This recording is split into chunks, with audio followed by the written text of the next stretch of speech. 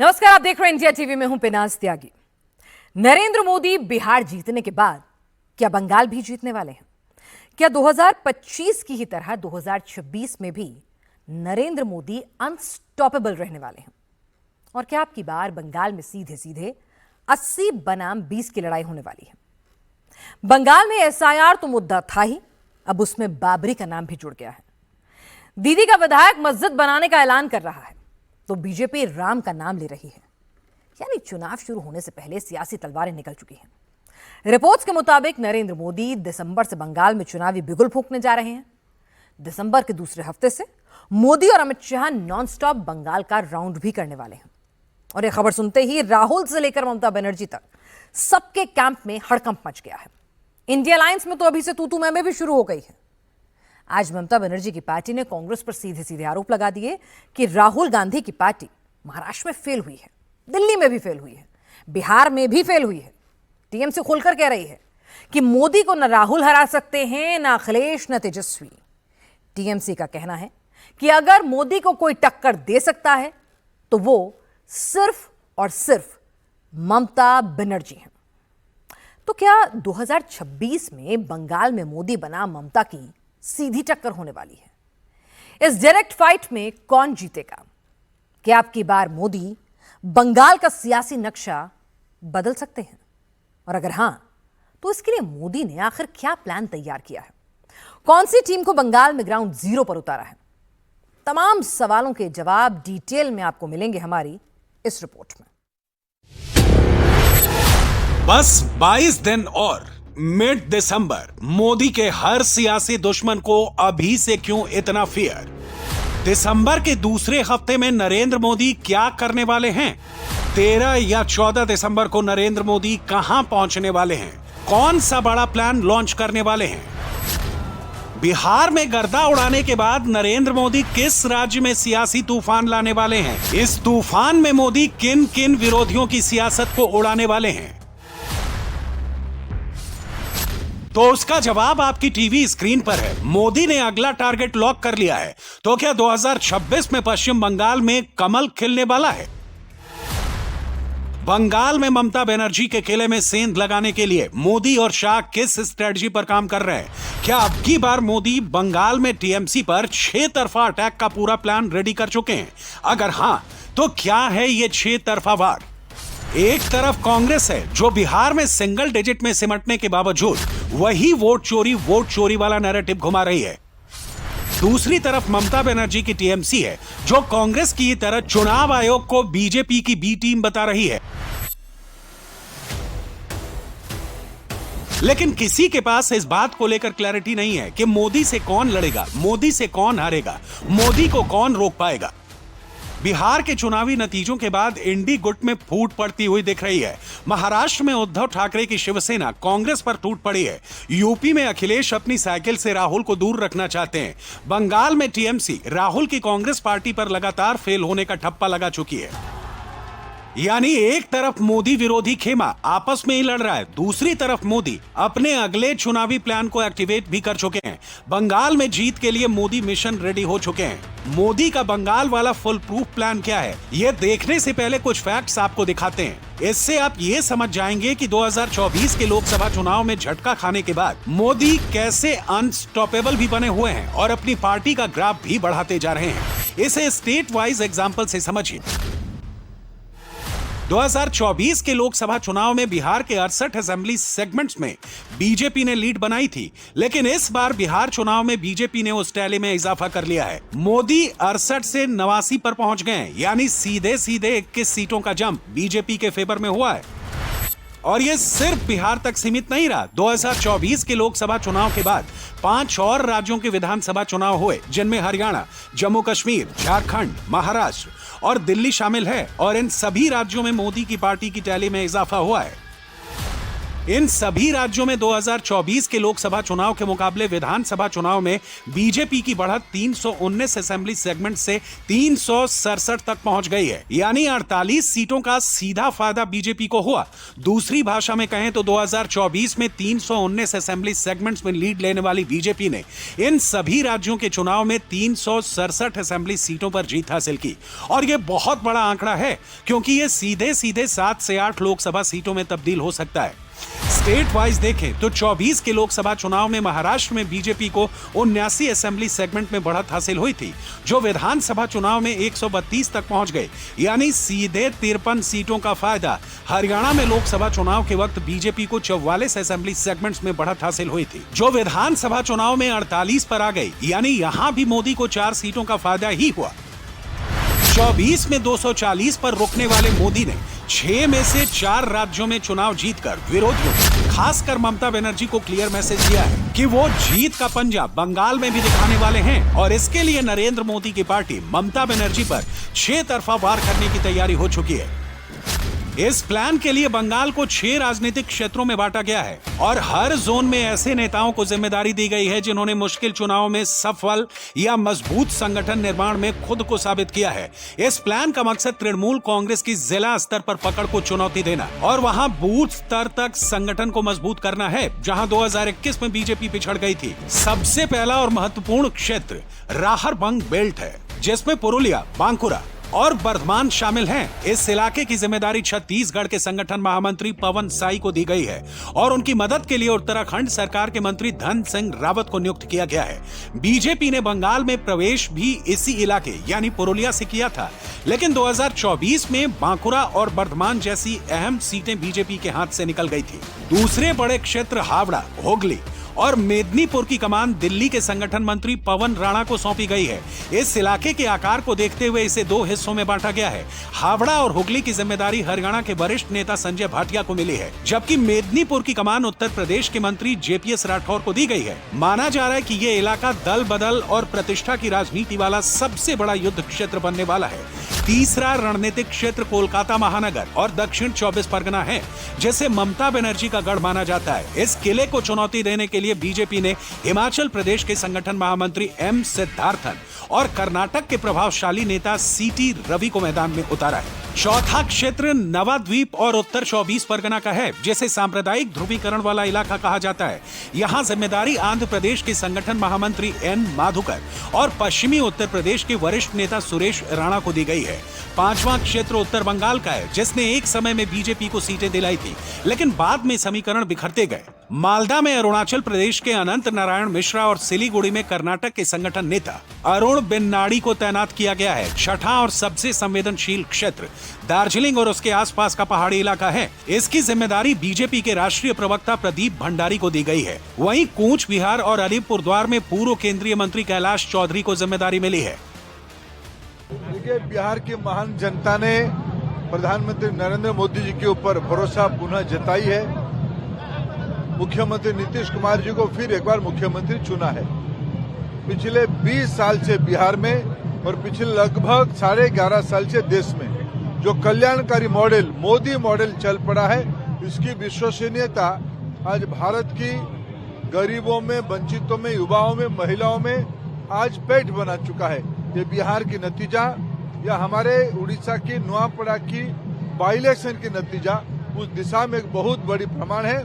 मैं मोदी जी को बहुत बहुत देशवासियों के आशीर्वाद बना रहे, महाप्रभु जगन्नाथ, मां समलेश्वरी की भी आशीर्वाद बना रहे, यही प्रार्थना करता हूँ। वेस्ट बंगाल के ऊपर क्या कहेंगे? बंगाल में भी अगली बार एनडीए की और बीजेपी की बहुत बड़ी जीत होगी।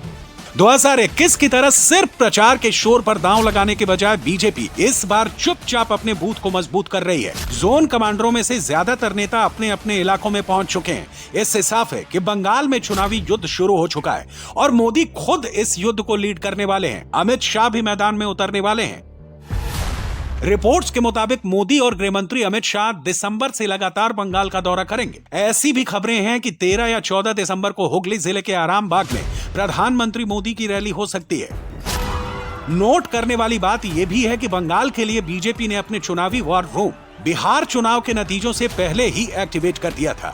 इससे आप अंदाजा लगा सकते हैं कि मोदी 2026 में बंगाल जीतने को लेकर कितने सीरियस हैं और बीजेपी की इस तैयारी को देखकर विरोधी खेमे में अभी से जबरदस्त पैनिक है। गुंडों के बल पर, अपराधियों के बल पर, माफियाओं के बल पर, दंगाइयों के बल पर, भ्रष्टाचारियों के बल पर चुनाव नहीं जीते जाते। उसके लिए भारतीय जनता पार्टी के कार्यकर्ताओं की तरह दिन रात बूथ पर मेहनत करना पड़ता है। ये सपा वाले, ये बसपा वाले, ये कांग्रेस वाले, ये राष्ट्रीय जनता दल वाले, ये टीएमसी वाले सोचते हैं परिश्रम भारतीय जनता पार्टी का कार्यकर्ता करे और उसका फल इनके पार्टियों को मिल जाए, तो वो नहीं मिलने वाला है। अब वर्तमान भी भाजपा का है और भविष्य भी भाजपा का है। टीएमसी के लोग हिंदू समाज के लोगों को डराने का प्रयास कर रहे हैं। हिंदू समाज के लोग डरने वाले नहीं हैं, हम किसी से डरने वाले नहीं हैं। टीएमसी के लोग बंगाल में सांप्रदायिक सद्भाव का जो फैब्रिक है उसको तोड़ने का प्रयास कर रहे हैं। बिहार के चुनावी नतीजों के बाद मोदी ने यूं ही नहीं कहा था कि अगली बारी बंगाल की बारी है। इसके पीछे मोदी का अपना कैलकुलेशन है। बंगाल में जो मिशन पिछले विधानसभा चुनाव में अधूरा रह गया था, 2026 में मोदी वो मिशन पूरा करना चाहते हैं और एसआईआर इसमें बड़ा रोल प्ले कर सकता है। वही एसआईआर जिसे लेकर पहले बिहार और अब यूपी से लेकर बंगाल तक बवाल मचा हुआ है। बंगाल में एसआईआर से ममता बनर्जी के कोर वोटर बेस को नुकसान पहुंच रहा है, इसीलिए टीएमसी इसका नॉन स्टॉप विरोध कर रही है।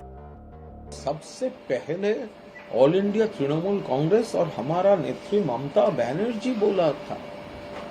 तो जब महाराष्ट्र में कांग्रेस का रिस्पॉन्सिबिलिटी था ये वोट चोरी रोकने का, कांग्रेस फेल किया, दिल्ली में फेल किया, और बंगाल में जब कंस्पिरेसी कर रहा है भाजपा और उससे इन्फ्लुएंस्ड हो जा रहा है नेशनल इलेक्शन कमीशन, तब पहले से ममता बनर्जी उसको प्रोटेस्ट कर रहा है, अभिषेक बनर्जी प्रोटेस्ट कर रहा है, all India Trinamool Congress protest कर रहा है। ये तो ममता जी बहुत पहले बोली थी। और दूसरे बात, बंगाल में मल्लिकार्जुन जी उनका पार्टी, तो इसके पहले वो तो सीपीएम से हाथ मिलाकर वो तो एंटी भाजपा वोट डिवाइड करने का भाजपा का बी टीम जैसा बिहेव कर रहे थे पहले। तो इसीलिए वो उन्होंने जो किया तो उसको याद रखना चाहिए।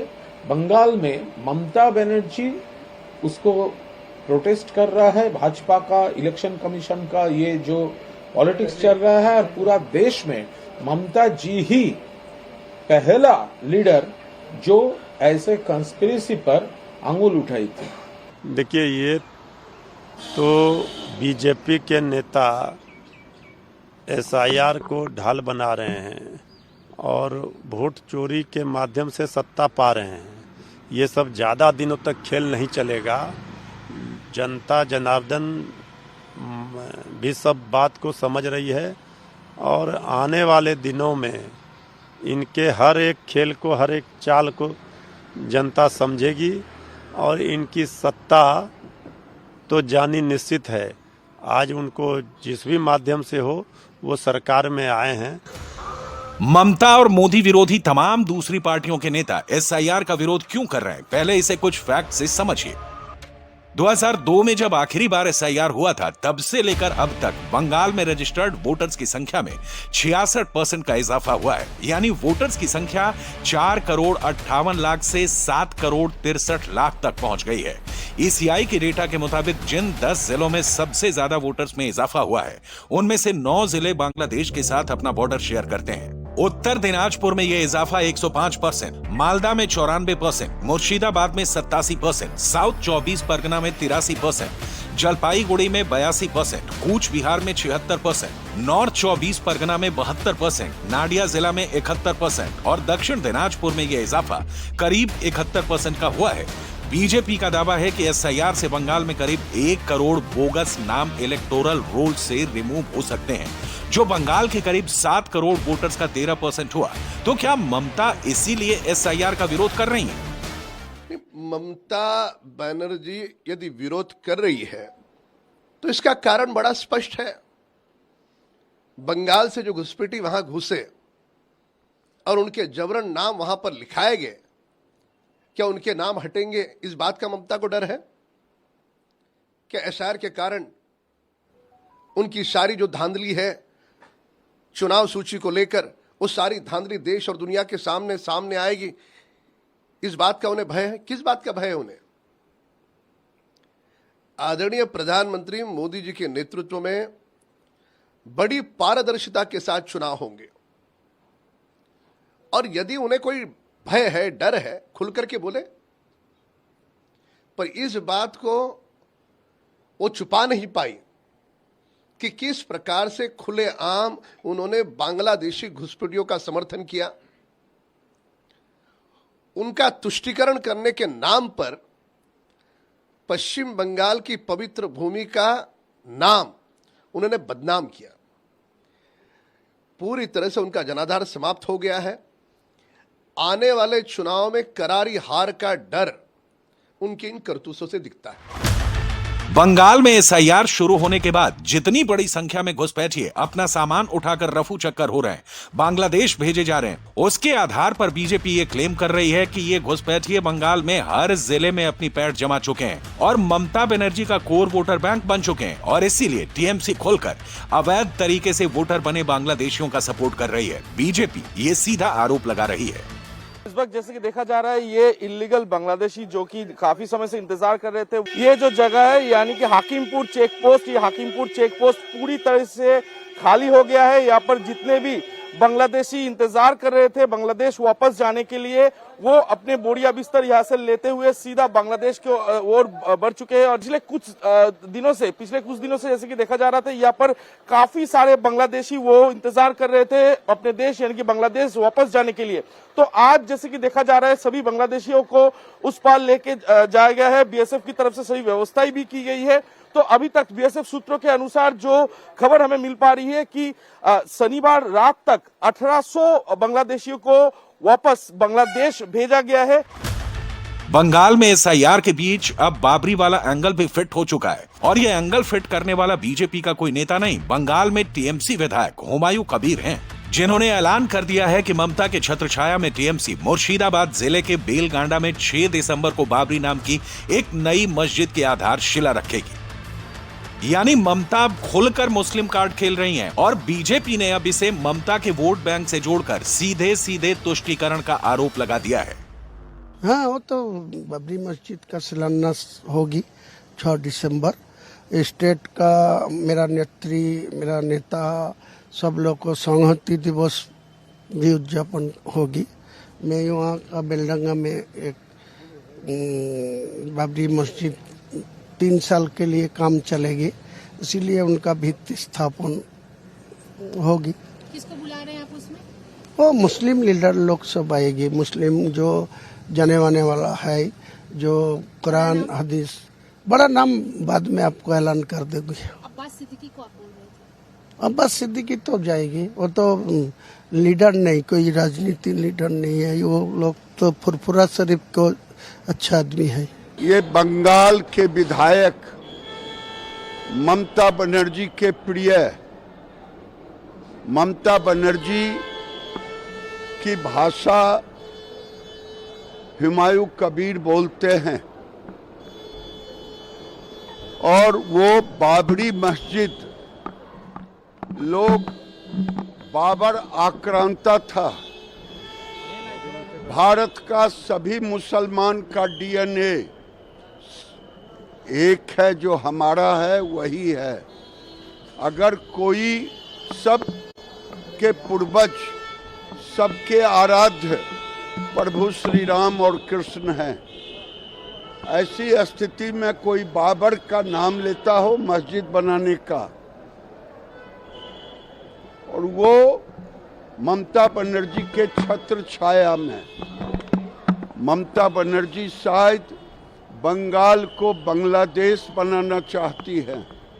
इसीलिए पूरे देश में बांग्लादेशी घुसपैठियों का अगर कागजी भारतीयता किया गया तो बंगाल में ही किया गया, सरकारी संरक्षण में किया गया।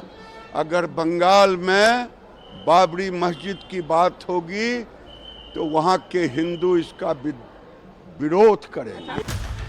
बिहार के बाद मुस्लिम वोट बैंक वाला एजेंडा सबसे ज्यादा पश्चिम बंगाल में ही चल रहा है। अखिलेश ने, ओवैसी ने, राहुल ने, सबने अपने अपने सियासी हितों को साधने के लिए हाथ में मुस्लिम झंडा उठा लिया है। तो उधर दीदी ने बंगाल में बाबरी को एक तरह से 2026 का अपना सियासी फेस बना लिया है। और अब इसमें मदनी की भी एंट्री हो गई है। मदनी ने भी बिना एसआईआर का जिक्र किए मुसलमानों को भड़काना शुरू कर दिया है। मोदी विरोधी पार्टियों के लिए माहौल बनाना शुरू कर दिया है। कौम, गवर्नमेंट मुल्क की आजादी के बाद इस पर लगी हुई है कि मुसलमान को सर नहीं उठाने देना है।